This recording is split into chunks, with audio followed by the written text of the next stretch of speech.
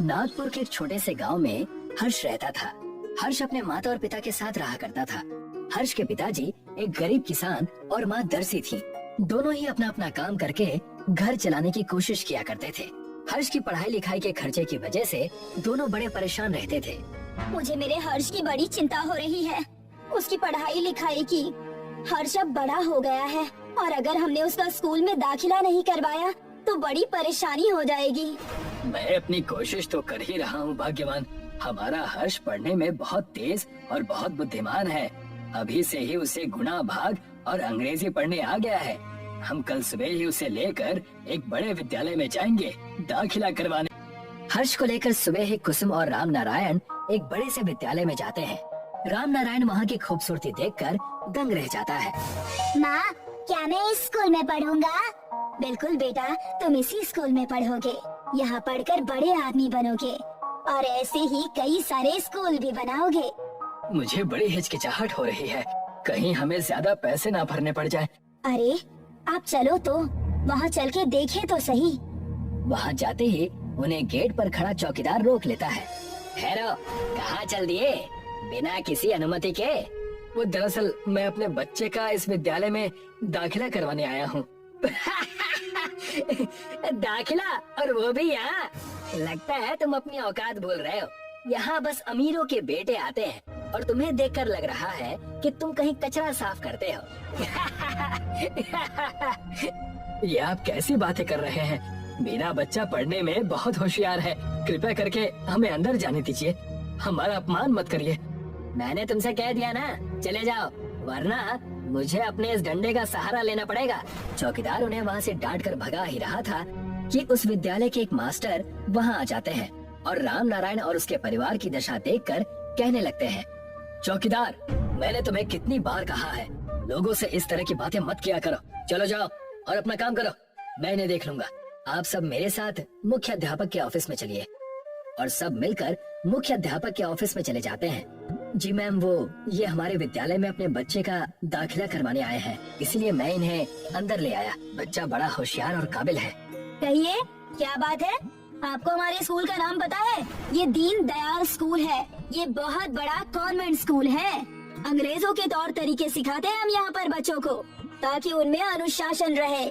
हम अपने बच्चे के अंदर यही सारे गुण चाहते हैं और इसीलिए हम जितना चाहे उतना पैसा देने को तैयार हैं। राम नारायण के इतना कहने से प्रिंसिपल और उस मास्टर की आंखें लालच से चमक जाती हैं। तब मास्टर ने उस प्रिंसिपल मैडम से चुपके से कहा, ये गरीब भले हैं, लेकिन इनकी लाचारी का हम पूरा फायदा उठा सकते हैं। अपने बच्चे को पढ़ाने के लिए ये पूरे पैसे दे देंगे। अगर आप कहें तो इनसे 2 गुने ज्यादा पैसे ले लूं।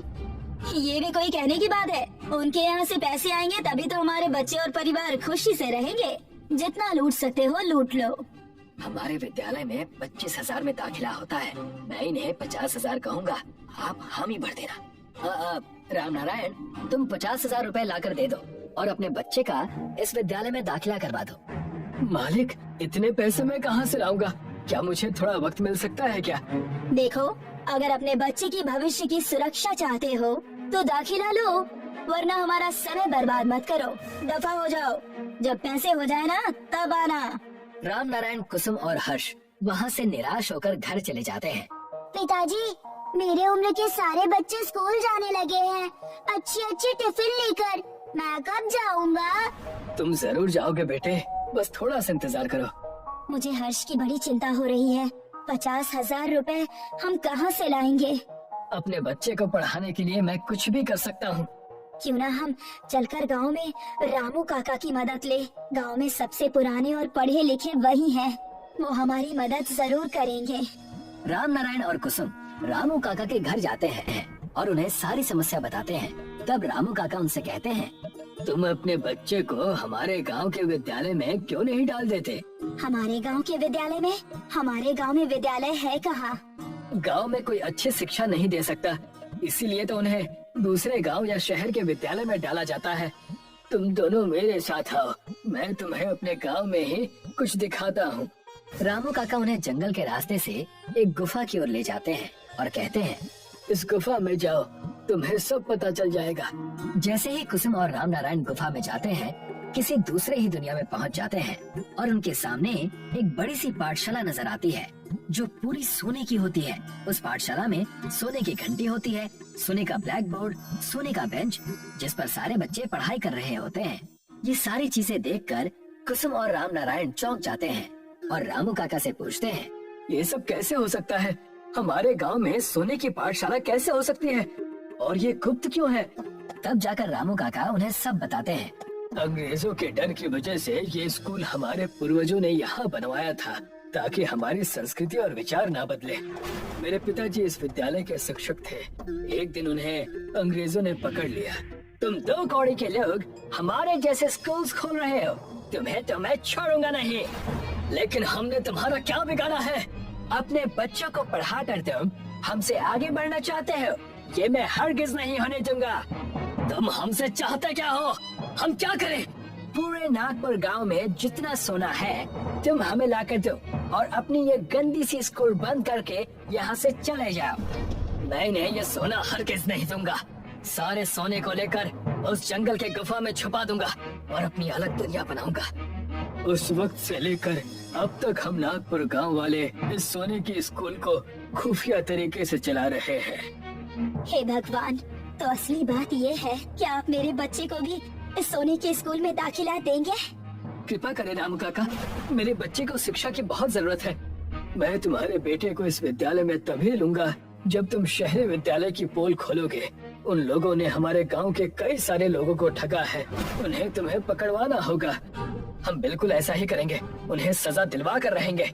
इसके लिए हमें एक सबूत देना होगा। तुम उसकी चिंता मत करो, जितने पैसे उन्होंने मंगवाए हैं उतने पैसे लेकर जाओ। मैं पीछे से पुलिस को बता दूंगा, तब उन्हें रंगे हाथ हम पकड़ लेंगे। कुसुम और राम नारायण ने ऐसा ही किया। वो पैसे लेकर उस महंगे विद्यालय में चले गए और राम नारायण ने प्रिंसिपल से कहा, जी ये लीजिए आपके पैसे, पूरे 50,000 हैं। हाँ हाँ, लाओ लाओ। मुझे पहले से ही पता था कि तुम अपने बच्चे को हमारे पास ही पढ़ाओगे। अरे इतना अच्छा स्कूल जो है और कहाँ सोने की पाठशाला में पढ़ता। लाओ, मुझे पैसे दो। जैसे ही राम नारायण ने पैसे प्रिंसिपल को दिए, पैसे हाथ से लेते ही उस कमरे में पुलिस वाले घुस गए और उन्हें रंगे हाथों पकड़ लिया। तुम्हें हम हवालात में अच्छी शिक्षा देंगे। मैं और मेरे पति मेहनत करके दिन रात लोगों के घरों का काम करके अपने बच्चे को पढ़ाना चाहते थे और तुम हो कि तुम्हें शर्म ही नहीं है। प्रिंसिपल और मास्टर दोनों रंगे हाथ पकड़े गए और इसी तरह हर्ष अपने सोने की पाठशाला में अपनी शिक्षा पूरी करने लगा।